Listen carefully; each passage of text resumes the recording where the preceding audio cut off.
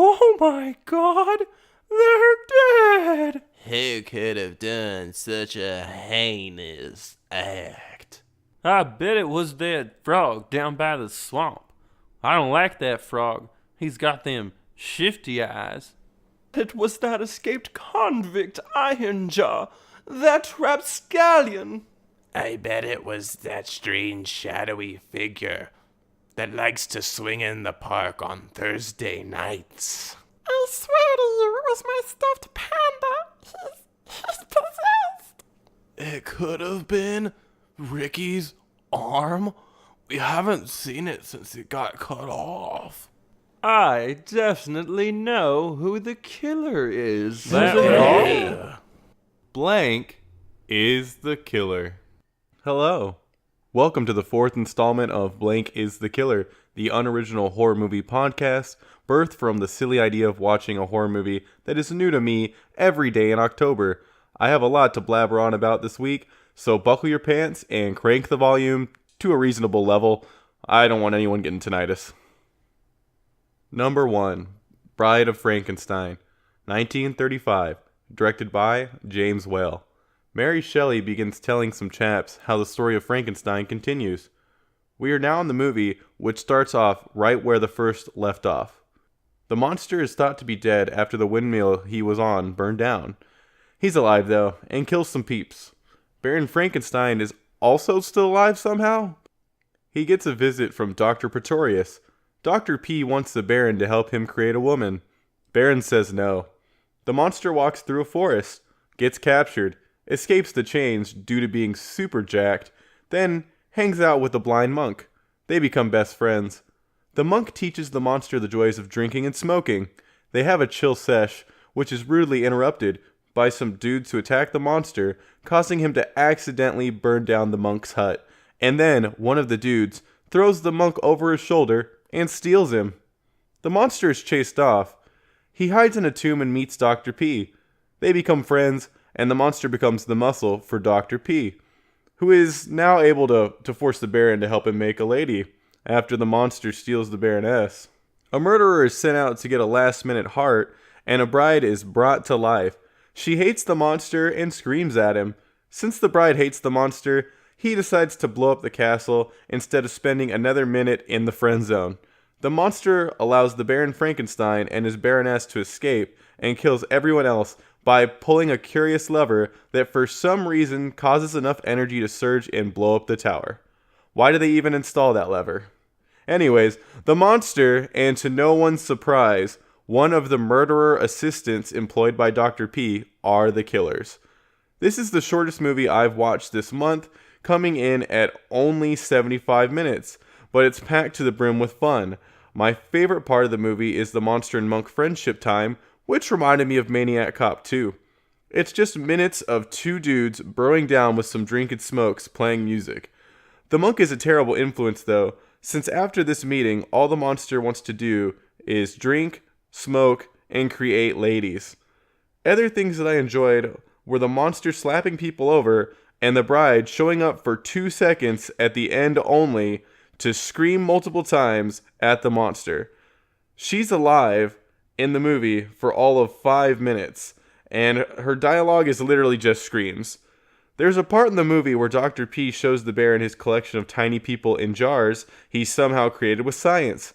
There's a queen, king, bishop, and devil all hanging out alive in these little glass containers. The effect is incredibly well done, especially given when the movie was released. It was done by filming the actors in huge jars against black velvet. The film was then meticulously crafted together to match up the actors in big jars with Dr. P and his regular-sized jars on set. The sets, art direction, and sound design in this film are all incredible. The whole laboratory sequence is especially awe-inspiring, with all the amazing gadgets and surging electricity. The film was supposed to have about twice the number of deaths, but was censored down to around 10 on and off-screen deaths.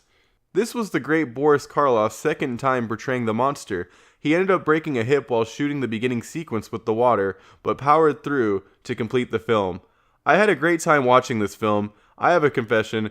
The only Universal monster movies I've seen so far are this one and Son of Frankenstein, but I have heavily enjoyed both. I'll probably try to check out some more before the month is over. I highly recommend getting together with friends and watching Bride of Frankenstein. Number 2, Wes Craven's New Nightmare, 1994, directed by Wes Craven. Heather Langenkamp, the actress who played Nancy in Nightmare on Elm Street and the third installment in Dream Warriors, wakes up after having a nightmare where 2 special effects artists are killed by a mechanical Freddy Krueger hand. She has a kid named Dylan and a husband named Chase. There are a bunch of earthquakes going on for some reason. Heather is getting creepy calls from a stalker that sounds like Freddy Krueger. Chase goes to work, and Heather does an interview where Robert Englund pops up. They chat, then she gets called to New Line Cinema to talk about doing another Elm Street movie. She learns Chase has been secretly working on it. Back at home, Dylan freaks out, which causes Heather to summon her husband home. Chase falls asleep at the wheel and is slashed in the chest by Freddy, causing a crash that kills him. Both Heather and Dylan's encounters with Freddy increase. Heather goes to see Wes Craven, who basically says she needs to stop an ancient evil that is taken on the form of Freddy Krueger from coming back to this world. Dylan is taken to the hospital for acting even crazier. The news confirms the special effects guys from the beginning dream are dead. Dylan's babysitter is killed by Freddy. Dylan sleepwalks home with Heather in pursuit. Heather follows a trail of sleeping pills and takes some to join Dylan in the sleep realm. She goes under the covers of his bed, which turns into a slide to Freddy's lair. They fight Freddy and defeat him with fire. Freddy Krueger, technically the ancient evil that takes his form, is the killer. This is probably one of the most meta movies of all time. It's a movie about the life of an actress that was in the movie being asked to be in the new movie, which ends up being the plot of this movie. I have always thought Heather Langenkamp's acting is horrendous. I really do not understand why she's the one that keeps being brought back in these movies. Her acting is incredibly flat, and you never believe that she's actually scared or distressed. Luckily, Wes Craven has Neve Campbell in his next series Scream, since she can actually act. The child actor that plays Dylan was the kid in Pet Sematary and also Kindergarten Cop. I don't remember him being a good child actor in those movies, but oh man is his acting terrible in this one. I can't think of a more unnatural kid, except maybe the kid that played Dexter's son. Anyone remember that scene where Awkward Child and Dexter falls off the treadmill? I feel like they definitely should have cast a different, possibly older kid for this role. Or not, because I'm not even sure what this movie wanted to be. I feel at points it was trying to be a darker film like the first one, but overall it seems like maybe it was trying to be a full-blown comedy that just needed to be a little more self-aware. For a comedy, the kid is fantastic. He's hilarious. His reaction in the scene where he watches Julie the babysitter die is probably one of the funniest things I have ever seen. It reminded me of the scene in Jumanji where the hunter screams after being hit by the boat trap. Before watching New Nightmare, the most recent Elm Street movie that I watched was Dream Warriors, which is considered to be one of the best in the series. Dream Warriors has crazy sequences, unique kills, and amazing practical effects. This movie has 4 kills. 4. 2 of which are shown in the first 5 minutes. All of the kills are basically just glove slashes and stabs. They are incredibly boring, they aren't well done, it's baffling. Normally the kills make up for the lame plot and acting, but not in this movie. Freddy Krueger has a new design, which is awful. He has a trench coat, calf-high combat boots, and the worst face of the entire franchise. We did not need edgy Freddy. I guess the new animatronic hand did look kinda cool though.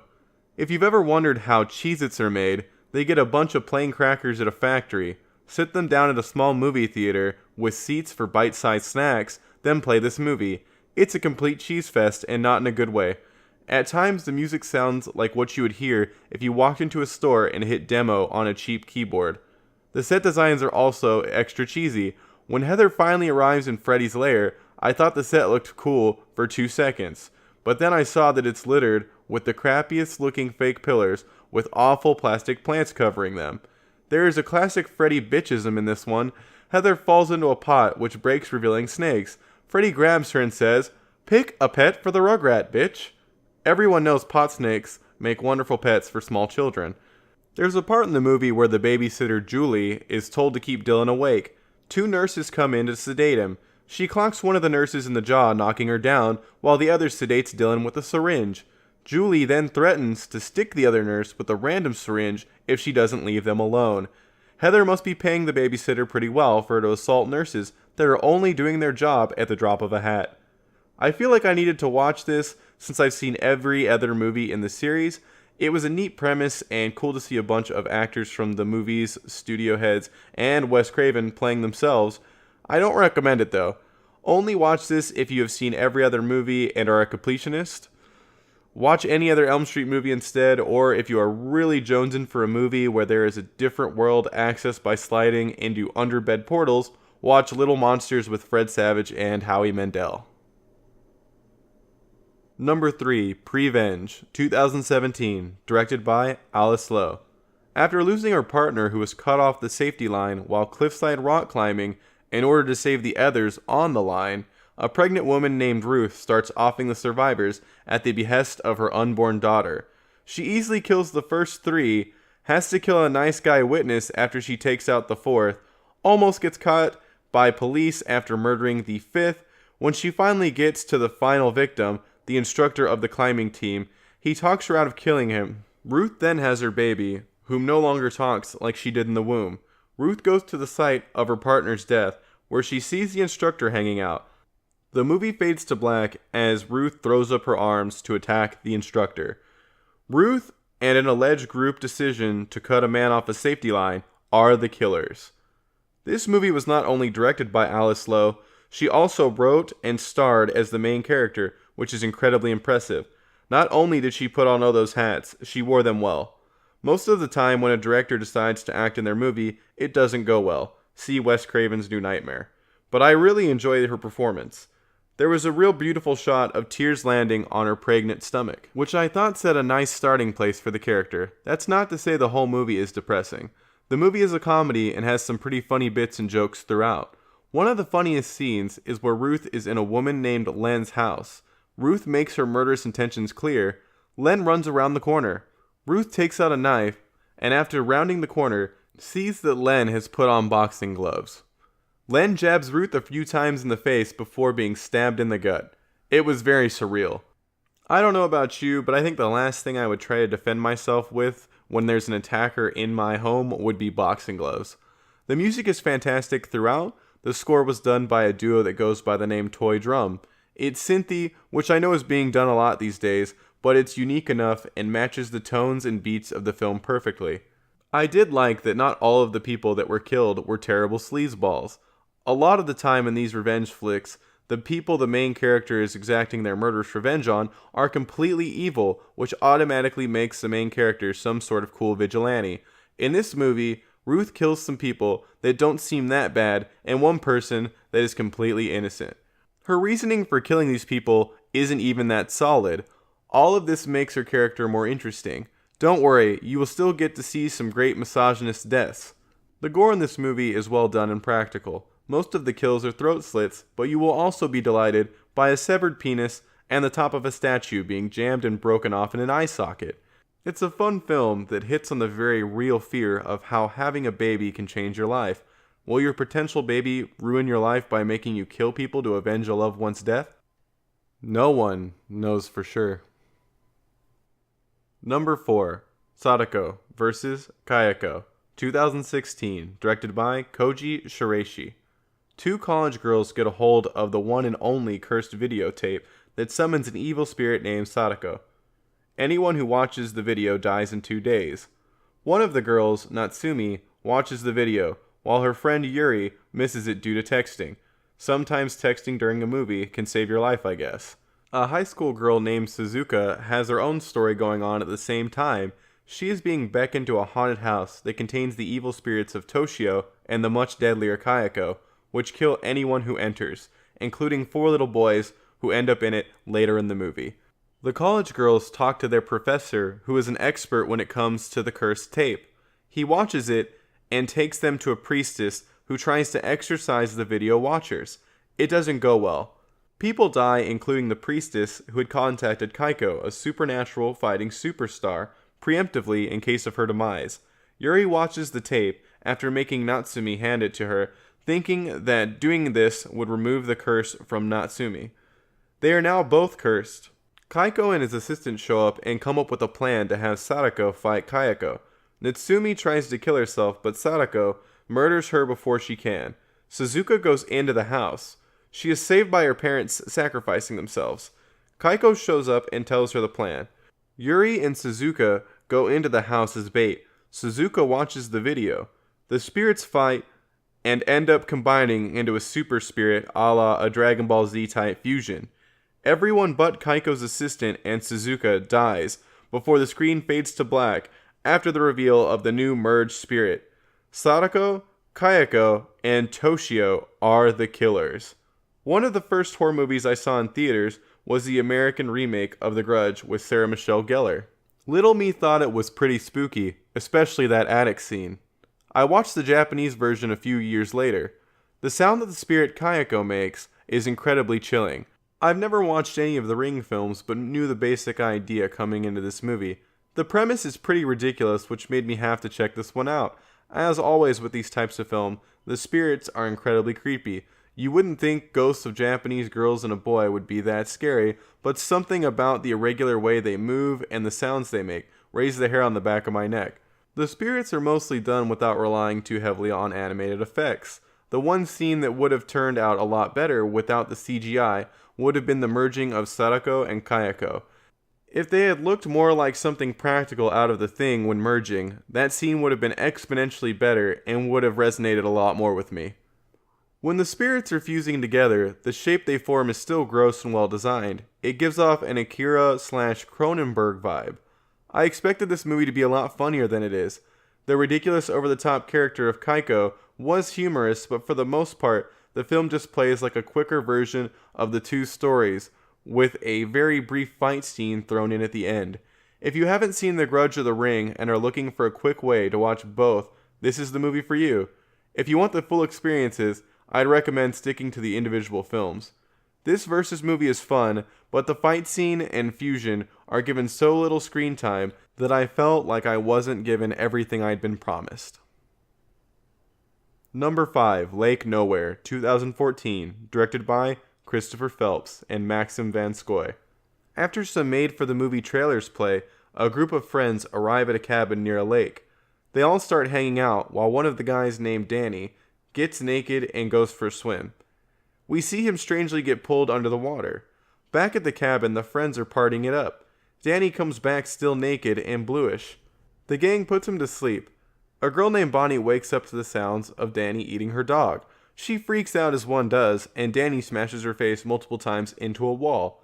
The others come to her aid, and a character named Gary shoots Danny, allegedly killing him. The Goobers can't find the keys to the Winnebago they arrived in. While scrambling around, a masked character shows up and starts offing people, along with Danny, who wasn't actually killed. All of the characters are killed and ceremoniously laid in a lake except for Bonnie. She is shown to be alive and recites a strange thing she read on a tombstone earlier in the movie, which makes the masked man go into the water where he is drowned by ghost hands. Bonnie is then shown to be the new blue evil. Danny and the masked man are the killers. This movie encapsulates the feeling of old VHS horror movies. The way that it was put together makes it visually look like an old VHS tape, with the wavy lines on the screen, random skips, and little clips recorded over the normal movie.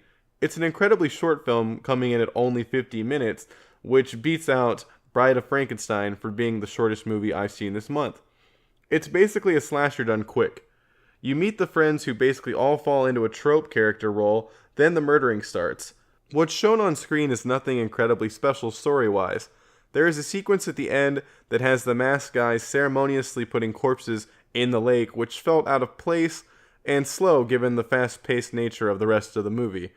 I think the haunted lake could have been shown in a more interesting way, maybe by showing the arms pulling Danny down when he originally went underwater.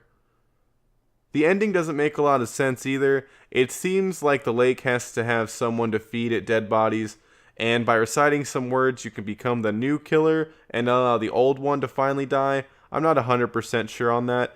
And if that's what they were going for, I didn't love it. The gore effects are practical, good, and silly with the low-budget feel. For example, a guy is hung from a tree branch by the masked man. The masked man then takes his machete and makes a cut along the guy's stomach, disemboweling him. But instead of intestines falling out, it looks like the cut was made into a bag of ground up meat mixed with fake blood. It worked for me and was fun to see. I find some of my favorite practical gore effects to be the ones done in low budget movies because of all the creativity and MacGyvering that's put into them. The movie is short and nails VHS vibes. If you want a slasher but are short on time, it may be worth looking into. Number 6, Happy Death Day, 2017, directed by Christopher B. Landon. Since this movie just came out, the short of it is I think it is super fun and recommend seeing it. If you don't want anything spoiled, skip to 25 minutes and 19 seconds. For the next movie. Alright, here we go. A girl called Tree, short for Teresa, wakes up in a dorm room of a nerdy boy named Carter after getting blackout drunk the night before. She goes on with the rest of her day being a jerk to everyone and is killed at the end by a figure in a hoodie wearing a baby mask. The mascot for the college that Tree attends is a baby. Babies are a great mascot. Go get 'em, babies. When Tree dies, she wakes up in the dorm room to start everything over. She makes it to her surprise party on day 2 and is murdered again. Day 3, she tries the barricade yourself in a room method, murdered. Day 4, she starts being nice to Carter and tries to figure out who the killer is. After multiple deaths, she thinks she has figured out that the serial killer that killed her mother is the culprit. After another death, to save some people who died in the run-through where she figures this out, kinda like dying to load an autosave after you mess up in a video game, Tree has a perfect day where she does everything correctly and ends up killing the serial killer named John Toombs. She eats a cupcake that her roommate has given her every day for the first time to celebrate with Carter and goes to sleep. Boom, back in the dorm room. But why? Tree realizes that she must have died in her sleep from eating the cupcake, which was poisoned. After confronting her roommate, the poisoned cupcake is confirmed. The roommate's motive is about a boy, which is dumb and called out by Tree. Tree fights the roommate and kicks her out of their second-story bedroom window, killing her, thus ending the loop and becoming a better person. Tree is the killer, technically. None of the other deaths stuck because of the loop. When I originally heard about this movie, I was excited for it. Groundhog's Day 2, The Murdering. Before I got a chance to see it, I started hearing that a lot of reviewers weren't digging the movie. After seeing it, I thought it was fantastic. It reminds me heavily of the show Scream Queens, which I highly recommend. Well, the first season at least. Is this movie going to be a classic that I re-watch anytime it's on? Not even close. But it was some of the most fun I've had at the movie theater in a long time. It's actually funny and had well-written dialogue. When these college kids are talking to each other, it feels like things you would actually hear people say, for the most part. There are some overcharacterizations, but I love the dialogue in this movie. It also only uses about one jump scare during the first death. After that, jump scares are not really present. The acting was good enough for me across the board. The main actress did a fantastic job. I didn't even realize this movie was PG-13. There isn't a lot of gore in this movie, but gore didn't feel necessary due to the premise. Gore would mostly come from seeing Tree's body after she's murdered, but instead of having time to dwell on that, whenever she dies, we are right back in the dorm room. Now, does Tree do some dumb things that make the viewer go, "Come on"? Of course she does. As a viewer, you'll think of a ton of better ways to try and handle the situation, but the most notable stupid idiot moment in the movie is when instead of warning the guard that is stationed outside of John Toombs' room at the hospital that Toombs' restraints are loosened and he's going to escape, Tree threatens the cop and steals his gun, which she doesn't know how to use. Besides that, most of what Tree does makes sense. Now for some random thoughts.